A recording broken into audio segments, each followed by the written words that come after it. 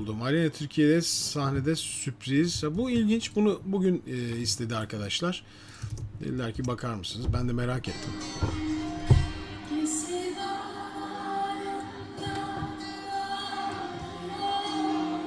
Evet, Aleyna tamamen olayı değiştirmiş.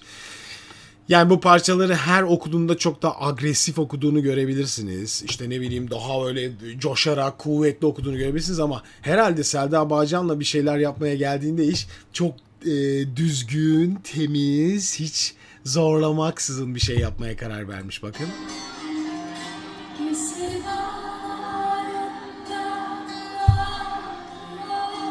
Türkü gibi okuyor şu anda. Türkü tadında, yumuşak.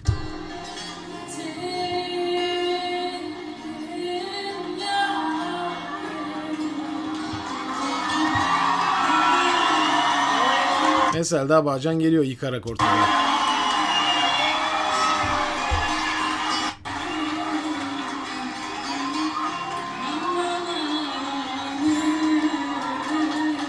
Ton ne?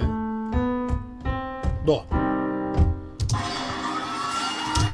Şöyle bir test yapacağım. Aleyna Tilki'nin bir ara sokaklarda okuduğu bir versiyonu vardı bunun, hatırlıyor musunuz? Aleyna Tilki Taksim. Gesi Bağları. Bu hangi tonmuş bakalım? Do'ydu bu. Mi.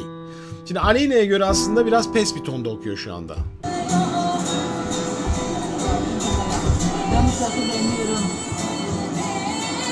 Evet.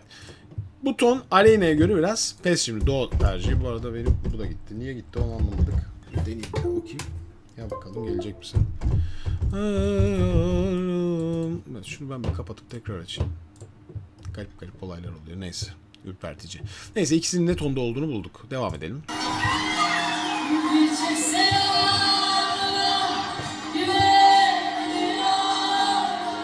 Valla bugüne kadar Aleyna'dan dinlediğim en güzel türkü yorumu. Net. Daha önce Bostancı Gösteri Merkezi'ndeki Neşet Ertaş performanslarını gördüm. Felaket. Çok kötü. Yani onların hiçbirini de analiz etmek istemedim. Hani yani böyle oturup çok kötü çok kötü çok kötü diye analiz yapmak istemedim. Çünkü Neşet Ertaş böyle benim için şeydir. Hassas bir noktadır. Ben hiç beğenmemiştim onları. Fazla cesaretli, gereksiz cesaretli bulmuştum yaptığı şeyi. Fakat burada çok kontrollü ve çok düzgün iş yapıyor.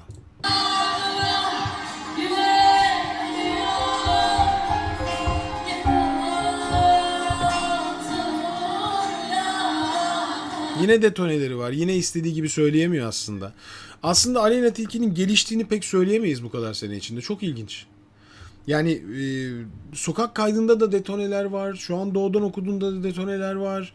Tam tutmayan tonlar tutmuyor. Yani daha iyi olmasını bekliyoruz. Belki repertuar seçiminde hani müzik endüstrisindeki ilerleyişinde çok daha güzel yollara gidiyor. Çok ilerliyor ama sesiyle, ses çalışmasıyla alakalı şeyi yok. Gelişim kat etmiyor. O kötü bir şey bence. Biz ilk analizimizi ne zaman yaptık Özgün Aleyna ile alakalı? Minimum 1,5 sene olmuştur, 2 sene olmuştur tahminim. 2 seneyi aştı hocam. Çünkü 2 daha sene oldu. yeni patlıyordu. Evet ama Aleyna'nın 2 sene içinde ben sesini geliştirdiğini görmedim. Gelişmiyor. Yani aynı yerlerde aynı detoneleri bir sürü kere görebiliyorsunuz. Sadece biraz daha sakin kalmış burada ve çok daha kontrollü ve güzel bir iş yapmış bence.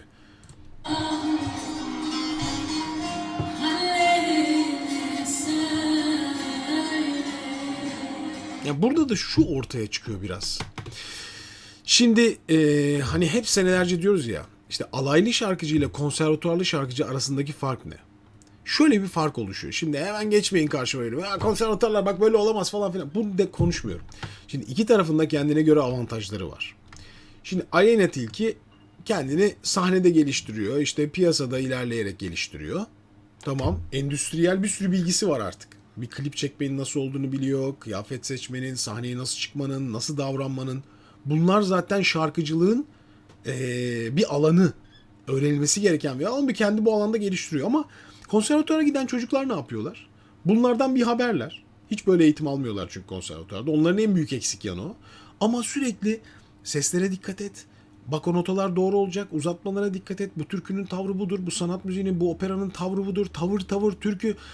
onlar şöyle bir mutsuzluk yaşıyorlar. Ya sürekli hocaları başlarında onların her hatalarında ellerine vuruyor. Bu onların biraz özgüvenini zedeliyor, tamam. Ama bazı konularda onları çok üstün yapıyor.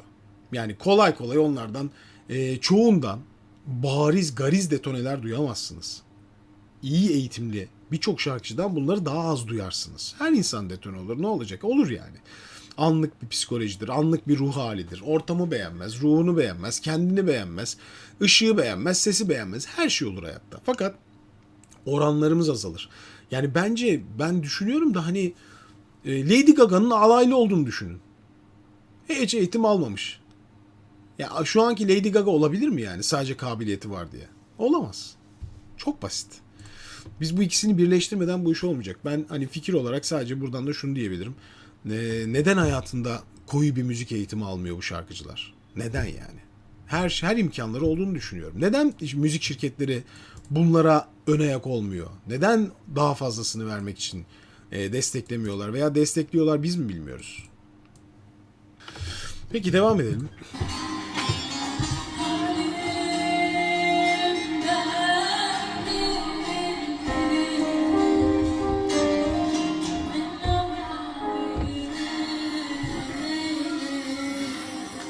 Belki de yani acaba bu ton ona çok daha mı iyi geldi? Sakin sakin şöyle okumak. Gerçekten bu tonda Aleyna Tilki çok daha başarılı olmuş. Mi'ye göre.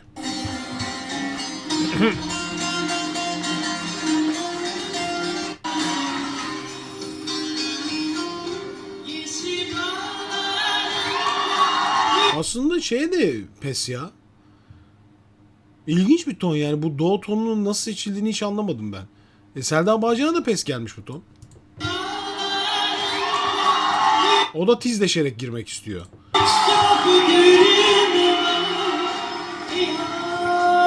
Baksanıza tiz kalmış o da.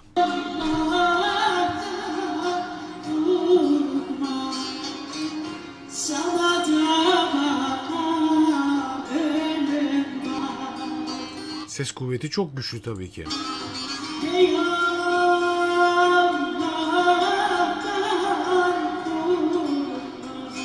Ama onda da ses kaymaları var. Bu do tonu kimseye olmamış. Ben anlamadım bir şey bu işten. Yani garip bir düet.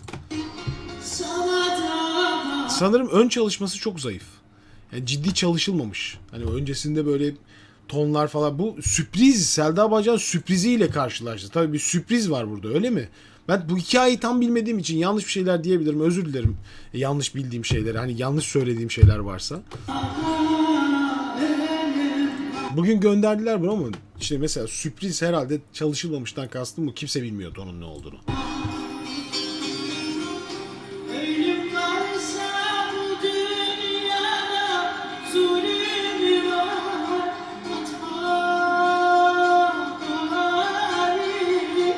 Tabii Selda Bağcan'la daha önce ilgili video çekmiştik. Yani o açıklıklar, rahatlık, genişlik müthiş bir güven kazandırıyor gerçekten. Müthiş bir ses kuvveti kazandırıyor kendisine. Ama zaten Aleyna Tilki ile ses rengi şu anda aynı değil. Yani biraz daha pesleşmiş sesi.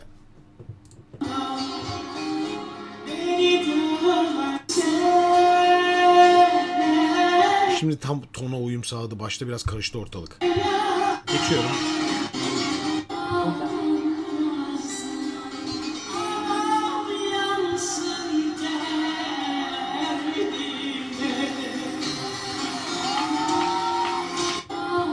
Hocam Efendim Özgücüm.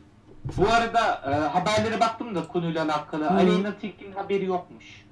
Selda Bağcan tamamen sürpriz olarak çıkmış. Çıkmış Sahneye bir yani. anda fırlamış. Tamam, anladım. Şimdi o Beraber bir provası yok anladığım kadarıyla. anladım. Haber sitelerine baktım. Anladım. O problemler buradan kaynaklı çünkü. Ton tutmamış çünkü. İlginç. Ama Aleyna'nın da doğudan okumaya çalışması Gesi bağlarını çok güzel bence. Kendisi için bu bir gelişme sayılır. Yani hiç gerek, rahat bir tonda okumaya çalışmış çünkü o zaman.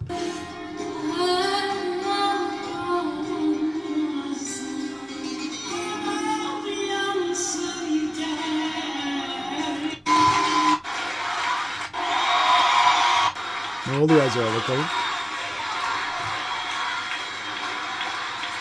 Çok heyecanlanmış yalnız Aleyna, kesin yani. O kesin. Öyle kalmış, bakar mısınız? Sürprizi beğendiniz mi?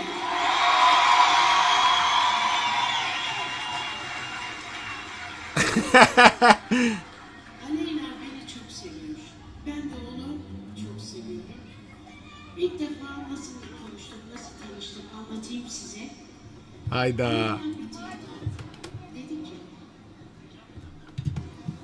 rüyamda, dün gece rüyamda Sevda Bağcan'ı gördüm. Sabaha kadar ağladım diyor. Hayda. Ben de telefon açtım. Dedim ki ağlama bak karşındayım.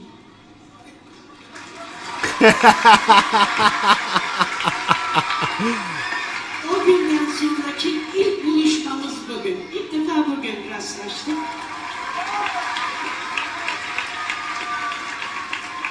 O dünya çapında bir sanatçı olacak. İnşallah. Peki. Ama kendisini geliştirmesi gerekiyor. Peki.